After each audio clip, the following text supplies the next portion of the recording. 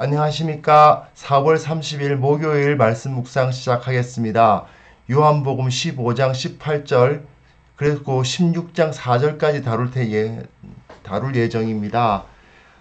지금 제가 오늘부터 한번 실시간 스트리밍으로 매일 묵상을 한번 시도해 보려고 해요. 그런데 과연 잘 될지는 모르겠습니다. 지금 이번에 제가 한번 이 실시간 스트리밍을 사용해서 묵상을 해보고요. 오늘은 한번 실험한다고 생각하고 휴일이니까요. 그리고 반응이 좋으면 또는 어느 정도 이것에 대해서 좋게 생각하시는 분들이 많으면 계속하고 아니면 또 모르겠습니다. 여러 가지 방법을 통해서 말씀에 더 가까이 나아가실 수 있었으면 좋겠다 하는 생각이 있습니다. 지금 우리가 오늘 본문을 제가 다뤄보도록 하겠습니다. 일단 이 드라마 바이블에 있는 내용을 가지고 한번 같이 묵상을 해보도록 하겠습니다.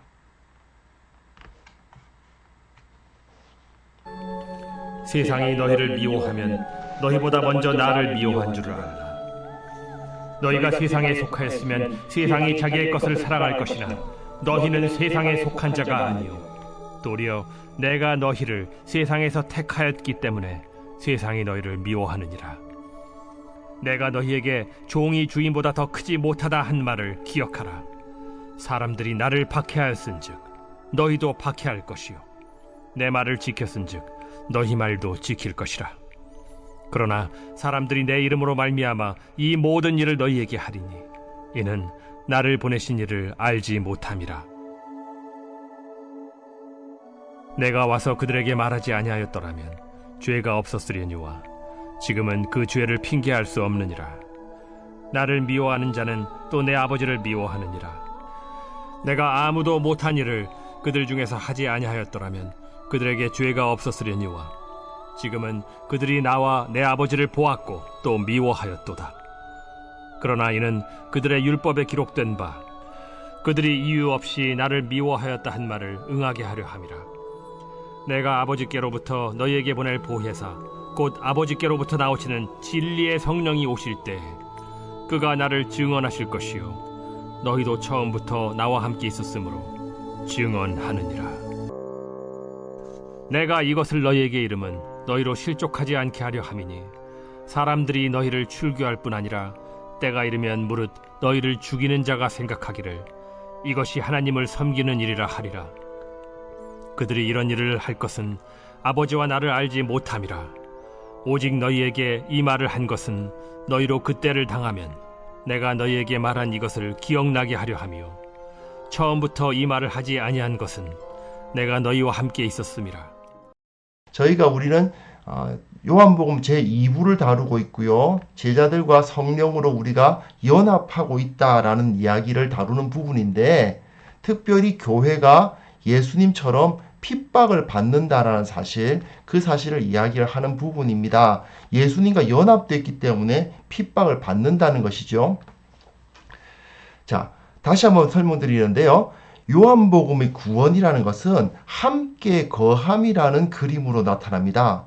예수님과 제자가 마치 포도나무와 가지의 관계처럼 연합이 되어 또한 성령께서 임하심으로 제자와 제자가 연합하고요.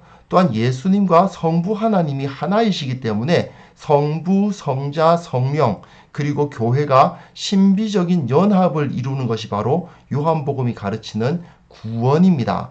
이 구원이란 것은 요한복음의 가르침뿐만 아니라 모든 것이기도 한데 모든 성경이 가르치는 것이기도 한데 특별히 요한복음의 구원론은요. 이 조직신학이라고 하죠. 신학 전체의 구원론을 이루고 있는 것이기도 해요. 신학에서도 예수님과 연합함으로써 아버지 하나님과 연합하고 또한 성령으로 연합하는 그 교회가 그 이루고 있는 그 모든 것이 바로 구원이다라고 설명을 하거든요. 결국은 예수님과 우리가 연합하는 것이 구원받는 것입니다. 근데 예수님과 연합을 하려면 어떻게 해야 되느냐? 기도와 말씀을 통해서 훈련을 받아야 되죠. 그리고 궁극적으로는 예수님처럼 서로가 서로를 사랑하는 것, 그것이 바로 예수님과 연합하는 길입니다. 예수님과 연합을 하게 되니까 우리는 어떤 존재가 됩니까? 예수님과 하나가 됐어요. 그러다 보니 나도 또 한 명의 예수가 되어버립니다. 그리고 그로 인해서 내가 작은 예수가 되는 것이죠. 그런데 이렇게 우리가 작은 예수로서 이 세상을 살아가게 되면요, 필연적으로 세상으로부터 미움을 당하게 되어 있습니다. 왜 그러냐? 예수님께서 세상으로부터 미움을 당하셨거든요. 결국 작은 예수 역시 세상으로부터 미움을 당할 수밖에 없는 겁니다. 이 저자 요한은요, 예수님의 말씀을 인용하면서 세상이 교회를 미워하는 이유를 열거하고 있고요. 그렇기 때문에 우리는 마음의 준비를 해야 한다라고 가르치고 있습니다. 18절에서부터 20절까지 내용 보시면요, 예수님께서 세상이 너희를 미워하면 나를 미워하기 때문이다 라고 설명하시는 부분이 나옵니다. 종이 주인보다 크지 못하기 때문에 사람들이 나를 박해했기 때문에 너희도 박해할 것이다 라고 설명을 하고 계시죠. 이 부분은 결국 세상의 미움을 우리가 받는 이유가 무엇인지의 첫 번째 내용입니다. 첫째로 교회가 예수님께 속했기 때문이에요. 그리고 세상이 예수님을 미워했기 때문이에요. 역시 연합의 그림이 그려지고 있죠. 세상은 예수님을 미워했는데 우리가 예수님께 속해버렸기 때문에 우리는 세상의 미움을 받게 되는 것입니다. 우리가 세상의 미움을 안 받는 방법은 그러니까 뭐겠어요? 예수님께 안 속하면 되는 겁니다. 자, 세상 사람들을 한번 생각해 보십시오. 사람들이란 존재는요, 근본적으로 자기 편이 아니면 일단 미워하는 경향을 가지고 있지 않습니까? 유대인들이 교회가 자기들에게 어떠한 위협도 가하지 않았음에도 불구하고 핍박을 했는데 유대인들만 그랬냐? 그게 아닌 거죠. 사람들은 원래 자기와 다른 존재를 핍박을 합니다. 피부색이 다르다는 이유로, 언어가 다르다는 이유로, 지역이 다르다는 이유로, 성별이 다르고, 의식주 문화가 다르다. 이런 것 때문에 배척하는 일들이 계속해서 벌어집니다. 1세기 유대인 교회의 성도들이 이러한 배척을 당하고 있었고 핍박을 당하고 어떨 때는 정말 생명이 위험한 정도까지 위험을 당했던 것이죠. 예수님을 영접하지 않은 유대인들, 그러니까 예수님을 핍박한 유대인들은 교회가 자기들에게 아무 위협을 가하지 않았지만 다르다는 이유로 예수님을 믿는다는 이유로 잡아가두고 죽이기까지 했던 것입니다. 왜 그렇게까지 하냐? 그냥 다르니까 내버리며 두면 되지. 그렇게 생각할 수 있지만 사실은 교회를 그렇게 그들이 핍박한 이유는 그들이 예수님을 핍박했잖아요. 예수님을 핍박했으니까 결국 그런 일을 할 수밖에 없는 거죠. 결국 우리는 예수님의 종이기 때문에 예수님과 같은 취급을 당한다라는 내용을 여기서 말해주고 있습니다. 그리고 21절부터 24절까지 내용 보시면요, 사람들이 내 이름으로 말미암아 이 모든 일을 너희에게 할 것이다 이런 말씀을 하시는데 그 이유가 뭐냐 하면 이는 나를 보내신 이를 알지 못함이라고 되어 있어요. 이게 굉장히 중요합니다. 23절에도 나와 있거든요. 나를 미워하는 자는 또 내 아버지를 미워하느니라. 자, 세상의 미움을 우리가 받는 이유 두 번째가 있는데요. 바로 세상이 하나님을 알지 못하고 또한 그 심령 깊은 곳에서 미워하기 때문입니다. 세상은 하나님을 알지 못할 뿐 아니라 미워한다고 되어 있어요. 그런데 여기서 이 요한복음에서의 세상은 유대인들 아닙니까? 유대인들입니다. 하나님을 섬긴다고 주장해 온 사람들이에요. 늘 율법 지키고 제사 드렸던 사람들입니다. 그럼에도 불구하고 예수님은 저들이 그 심령 깊은 곳에서 하나님을 사랑하는 것이 아니라 오히려 미워하고 있다라고 고발하고 계십니다. 왜 그렇습니까? 예수님을 미워하는 자는 성부 하나님을 미워하는 자일 수밖에 없거든요. 이 역시도 마찬가지로 연합의 그림에서 이루어지고 있는 겁니다. 저들이 예수님을 미워해요. 그런데 예수님은 하나님과 연합된 분이잖아요. 한 분이라고요. 그러니 예수님을 미워하면 당연히 하나님을 미워하는 것일 수밖에 없죠. 그래서 예수님께서는 저들을 세상이라고 부르십니다. 유대인, 이스라엘이라고 칭해주지 않으세요. 왜? 교회를 핍박한 유대인들이니까요. 예수님을 핍박하고 교회를 핍박하는 것은 하나님을 섬기지 않는 존재잖아요. 그러니까 결국은 하나님의 백성일 수가 없는 겁니다. 저들이 교회를 핍박했다라는 것은 결국 저들이 하나님의 백성이 아니라는 증거가 되어 버리는 것이죠. 여기서 예수님께서는 가룟 유다를 자기 제자로 인정하지 않으시게 된 것처럼, 물론 끝까지 사랑하셨지만 결국 그가 등을 돌리고 나갔기 때문에 자기 제자가 될 수 없는 것이라 말씀하신 것처럼, 유대인들 역시 하나님께서 끝까지 사랑하시고 그들에게 계속해서 계시를 주셨지만 결국 예수님을 배척했기 때문에, 하나님의 최후 통첩이신 예수님을 배척했기 때문에 그들은 더 이상 하나님의 백성이 아니라 세상이다라는 선포를 하고 계십니다. 그리고 25절에서부터 27절까지 15장 마지막까지 보시면요. 그러나 이는 그들의 율법에 기록된 바, 이렇게 되어 있어요. 그들의 율법에 기록된 바. 이게 굉장히 재미있는 표현입니다. 자, 교회가 세상의 미움을 받는 이유 세 번째입니다. 교회가 진리 안에 거하기 때문이에요. 그런데 예수님께서는 그들이 까닭 없이 너희들 교회를 핍박할 것이다. 나를 핍박하는 것이 곧 너 제자들을 핍박하는 것이다. 말씀하시면서 유대인들은 이미 예언되어 있던 것처럼 나를 핍박할 것이다 라고 말씀을 하세요. 까닭 없이 나를 미워하는 자들이란 말이 있죠. 시편 35편 19절 그리고 시편 69편 4절에 까닭 없이 나를 미워하는 자라는 표현들이 나와 있는데, 이것은 결국 누구를 가리키는 것이냐? 예수님을 가리키는 것이고, 또한 예수님을 따른 제자들을 가리키는 것이다 라고 보여주고 계시는 겁니다. 특별히 제가 앞에서 말씀드렸습니다마는 그들의 율법이란 표현이 있잖아요. 그들의 율법. 이게 무슨 소리겠습니까? 우리 율법이 아니에요. 예수님도 유대인으로 오셨잖아요. 그리고 제자들도 유대인들입니다. 그럼에도 불구하고 예수님께서 그들의 율법이라고 표현하시면서 저들의 성경 지식은 더 이상 진리가 아니다라고 말씀을 하시는 겁니다.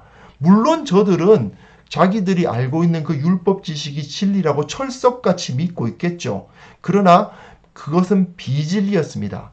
이렇게 비진리를 진리라고 철석같이 믿는 자들은요, 오히려 진리를 전하는 자들을 미워하고 핍박하게 마련입니다. 물론 교회가 세상에 복음을 전하지 않는다면 세상은 교회를 그다지 미워할 이유가 없죠. 그러나 예수님과 연합하여 하나가 된 작은 예수, 우리들은요, 예수님이 행하셨던 일을 안 할 수가 없지 않습니까? 결국은 유대인들이 교회를 핍박하는 이유는 교회는 예수님이기 때문이에요. 교회가 예수님의 일을 하고 있기 때문에 교회를 핍박했는데, 또한 그 유대인들은 세상이기 때문에 이 교회를 핍박할 수밖에 없습니다. 이 사실이 계속해서 반복되죠. 유대인들은 누구하고 연합된 겁니까? 결국 하나님의 백성이 아닌 자들과 연합되어 버렸고, 교회는 하나님의 백성으로서 예수님과 하나님과 연합되었다라고 말하고 있는 것입니다.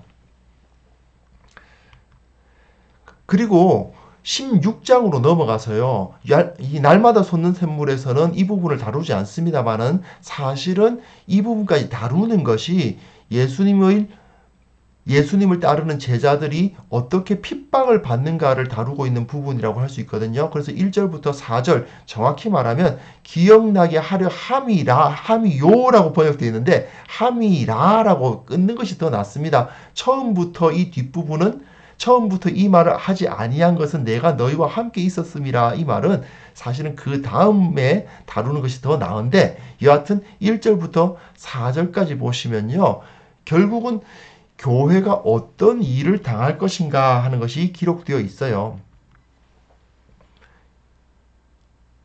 유대인들은 교회를 출교할 뿐 아니라 죽이기까지 하면서도 자기들이 하나님을 섬긴다고 생각할 것이다. 이게 바로 예수님의 예언이었습니다. 유대인들은 세상입니다. 그런데 이 세상에 속한 유대인들은 하나님을 섬긴다고 철석까지 믿고 있을 겁니다. 왜냐? 그들이 비진리 가운데 있기 때문일 거예요. 근데 생각해보면 예수님이 왜 십자가를 지셨는가? 유대인들이 자기네들은 하나님을 섬긴다고 생각했기 때문이에요. 하지만 저들은 아버지와 나를 알지 못한다라는 예수님의 말씀처럼 하나님 아버지를 알지 못합니다. 그러니까 저들은 하나님의 백성이 아닌 거죠. 그런데 예수님을 따르는 제자들은 예수님이 당하셨던 그 일을 그대로 당할 것이다 라고 기록되어 있습니다.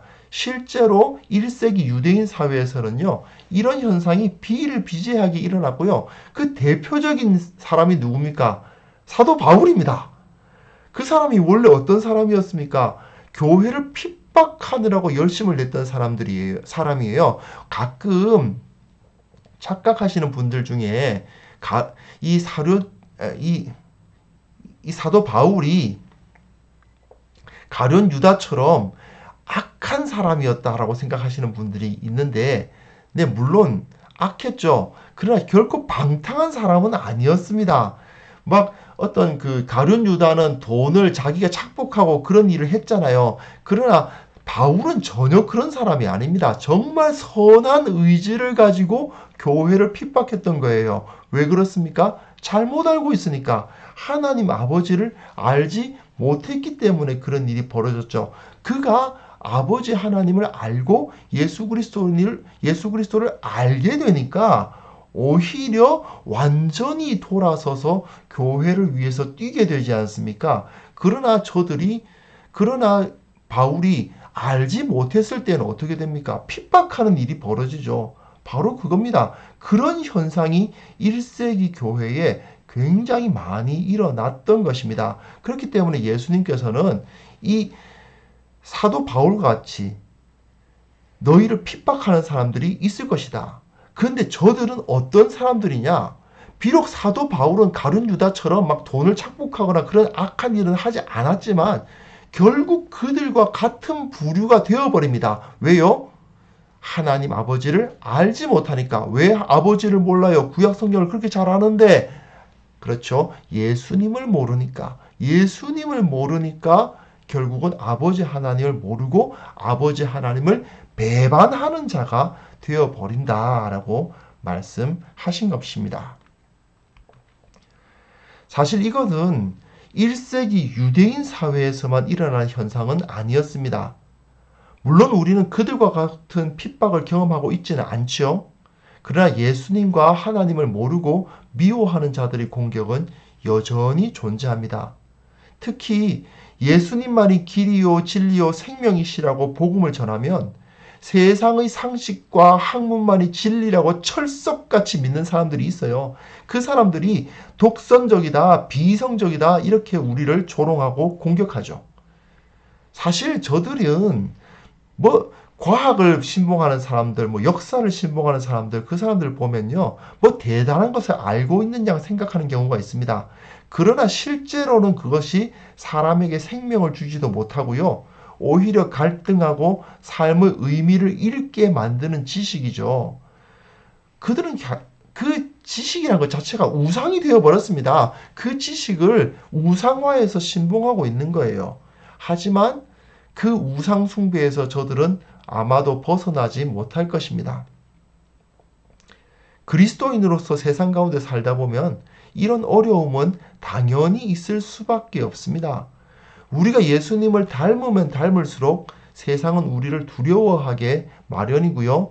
하나님을 알지 못하는 자들은 예수님의 가르침을 따르는 자들을, 예수님처럼 살아가는 자들을 존경하기보다는 두려워할 것이고, 만약 그 힘이 우리보다 좀 강하다고 느껴지면 그 어떤 방법을 사용해서라도, 크고 작은 여러 가지 방법을 사용해서 교회를 핍박하게 될 것입니다. 우리는 그것을 당연하게 느껴야 돼요. 왜 그렇습니까? 우리가 예수님을 닮아가기 때문이죠. 우리가 예수님을 닮으면 닮을수록 세상은 우리를 두려워하게 될 것입니다. 특히 보시면, 최근에 보십시오. 우리 사회를 보면 이 증오와 분노가 막 가득하다는 느낌이 들지 않습니까? 사람들이 다 화가 나 있어요. 그러다 보니까 자기와 조금이라도 다르면 일단 멀리하고 혐오하고 분노하기까지 하는 경우가 생깁니다. 특히 세속사회가 막 법적으로 발전했다, 경제적으로 발전했다, 사람들이 좀 더 젠틀해졌다, 그런 것 같지만 영적인 성숙이 없으면요, 이런 분노, 증오, 이런 것이 계속 더 강해질 수밖에 없습니다. 이런 현실에서 우리는 예수님의 제자들로서 정말 뱀처럼 지혜롭고 비둘기처럼 순결한 삶을 살아가려고 노력하지 않으면 안 됩니다. 그걸 우리는 꼭 생각해야 돼요. 우리가 세상의 미움을 당하고 있기 때문에 뱀처럼 지혜로운 삶을 살아야만 합니다. 세상이 우리를 공격하고 있기 때문에 우리는 더욱더 비둘기처럼 순결하려고 노력을 해야 됩니다. 그러면서도 또 우리는 이런 생각을 할 필요가 있어요. 세상이 우리를 미워하고 있다는 것은 결국 우리가 예수님 안에 있다, 진리를 붙들고 있다는 증거다, 그런 자부심을 가질 필요도 사실은 있습니다. 그래서 세상으로부터 미움당하고 있기 때문에 기뻐하고, 우리가 주님을 증거하고 있기 때문에, 진리를 붙들고 있기 때문에 이런 일을 당하고 있구나 하는 자부심을 가질 필요도 있습니다. 그리고 주님 앞에 서는 그날까지 끊임없이 영적 전투를 감당해 나가겠다, 그런 각오를 다질 필요도 있겠죠. 물론 가끔 이것이 힘들고 피곤하게 느껴질 수도 있지만, 그럼에도 불구하고 주님의 위로가 정말 무엇으로도 설명 못할 그 주님의 위로가 우리에게 임할 것이다, 그 마음을 우리가 꼭 가질 수 있었으면 좋겠습니다. 다만 여기에 좀 제가 덧붙여서 말이죠, 본문의 논지와는 조금 엇나가는 것이긴 하지만 꼭 기억해야 될 것이 하나 있는데, 교회의 역사에는요, 1세기 교회는 유대인들로부터 핍박을 받았잖아요. 그런데요, 4세기가 되면요, 교회가 유대인들을 핍박하기 시작합니다. 4세기 때 로마의 콘스탄티누스 황제가 교회를 공인해버리니까 교회가 유대인들을 핍박해가지고, 그 교회가 유대인들을 핍박하는 역사가 20세기까지 이어졌죠.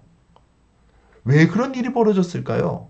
어떻게 유대인들이 교회를 핍박하는 것이 아니라 교회가 유대인들을 핍박하게 되었을까? 물론 한이 맺혀서 너무 당했으니까 그럴 수도 있어요. 하지만 교회가 유대인들을 핍박한 것은 교회 안에 세상이 들어왔기 때문 아니겠습니까? 1세기에 예수님을 배척했던 유대인들이 행했던 일을 교회가 그대로 답습하는 일을 행하고 말았어요. 자, 제가 좀 전에 말씀드렸지 않습니까? 이 세상 사람들이 점점 증오와 분노가 가득해 있습니다. 그런데 만약에 교회 안에 세상이 들어오면 교회도 증오와 분노로 가득한 상황이 벌어지고 말 것입니다. 우리는 정말 이 상황으로, 그런 상황에 빠지지 않도록 노력해야만 됩니다. 만약 세상의 분노가 우리 가운데 들어오면요, 이 요한복음이 정죄하는 유대인들처럼 우리가 행하게 된다는 그런 경계심도 꼭 가져야만 되겠습니다. 주님께서 우리들에게 끝까지 사랑하라고, 사실은 주님은 가룟 유다까지 사랑하셨잖아요. 그런 모습처럼 우리에게 끝까지 사랑하셨던 것을 기억하면서 주님을 향해서 이 사랑을 계속 이어나갈 수 있었으면 좋겠습니다. 우리에게 맡겨진 이 싸움의 끝에서 주님을 배울 때 참 주님의 칭찬과 격려를 들을 수 있기를 바랍니다. 함께 기도합니다. 하나님 아버지, 주님께서 우리를 너무나도 사랑하셨고 그 사랑으로서 우리에게 본받으라 하셨음을 기억합니다. 그 때문에 우리가 핍박당하고 어려움 당한다면 오히려 기뻐하게 하시고 오히려 하나님의 영광을 돌리고 있다는 사실 때문에 즐거워하게 하여 주시옵소서. 주님께서 힘주시기 때문에 내가 이 일을 감당할 수 있다고 말할 수 있는 자들 될 수 있도록 도와주시고 주님이 크신 능력으로서 우리에게 임재하여 주옵소서. 아버지 하나님, 오늘 참으로 거짓된 종교를 믿는 자들이 기억하는 날입니다. 그러나 이날에 우리는 오히려 예수 그리스도의 진리를 전하는 자들, 그 진리 가운데 깊이 거하는 자들 되게 하여 주시고 주님을 만나고 주님을 체험하고 주님을 높이는 자들 다 될 수 있도록 주님 역사하여 주옵소서. 주님께서 우리와 함께 계심을 확신하는 하루 만들어 주옵소서. 예수님의 이름으로 기도합니다. 아멘. 오늘 실시간으로 한번 시도해 보았는데 어떠셨는지 모르겠습니다. 조금 제가 보기에도 어려움이 있지만요. 한번 첫 번째 시도였고요. 계속해서 새로운 시도를 한 번씩 해 나가려고 노력을 하고 있습니다. 많이 기대해 주시고 도와주셨으면 감사하겠습니다. 이제 그만 방송 마치기라고 합니다. 여러분들 오늘 하루 파이팅 하시기를 바랍니다. 감사합니다.